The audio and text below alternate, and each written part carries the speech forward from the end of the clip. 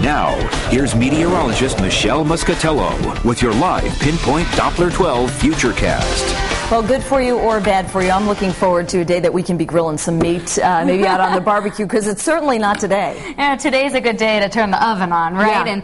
And get maybe a nice cup of soup this afternoon, because, boy, we just changed seasons like that. We went from a summer-like day yesterday to an early spring feel today. Temperature's almost 15 degrees cooler than yesterday. And we're already starting to see the rain arriving. South County, it's actually a couple of hours ahead of schedule. I thought it would be afternoon, but it's been raining for at least some light rain a couple of hours now in Westerly. It's just so slow to progress to the north and east, so it's still a few hours away from downtown Providence. And again, most likely not reaching our northern suburbs in Boston until late afternoon and evening hours.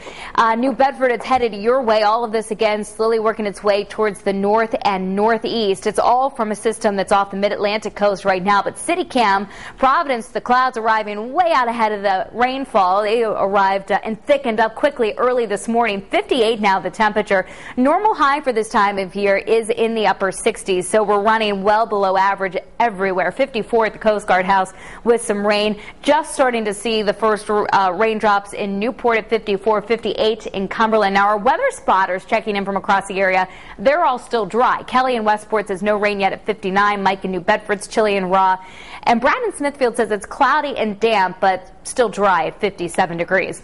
Satellite and radar. I mean, once the rain arrives, it's not going anywhere. This is very slow moving, and you can see where the steady downpours stretch all the way back into the mid-Atlantic. And there's plenty of moisture to work with. This is an area of low pressure, a coastal storm that'll bring a track here just off the coast of Nantucket to our south and east. And on that track, it'll pass by us tomorrow morning and afternoon, and we'll see a gusty northeast wind develop behind it. And this really is the most significant rain that we've seen since back at the end of March when we saw all that river flooding, the historic floods.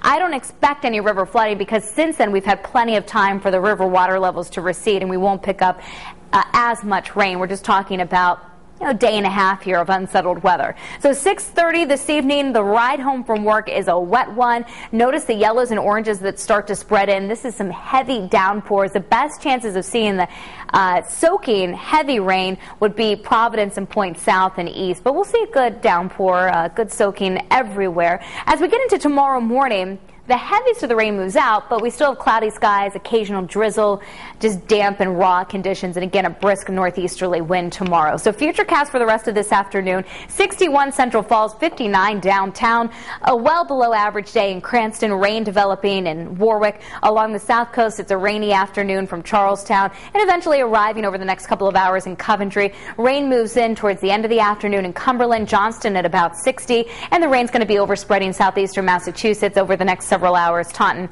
at about 61. Rain, chilly for the drive home, dropping into the middle 50s, and then overnight tonight, heavy at times for the rainfall, cloudy and cool at 52. Wednesday, just cloudy but lighter showers and drizzle, a blustery day, highs only 56 to 60 degrees. Want to give you the bottom line here in terms of what to expect. Rain is going to spread inland through the evening. I'm looking at 1 to perhaps as much as 3 inches of rain now through Wednesday. It's going to be northeasterly gusty wind overnight tonight and tomorrow morning, but not damaging winds, only 30 miles an hour, and no stream or river flooding, which is good news. Once we get through today and tomorrow, we've got another warm stretch of days with highs in the 70s right through the upcoming weekend. Looks like no Little League game tonight for Connor Little. You're going to get out of it this time, Patrick. No, I wanted to go. Oh, okay. And he wanted to go more than I wanted to go. Thanks, Michelle.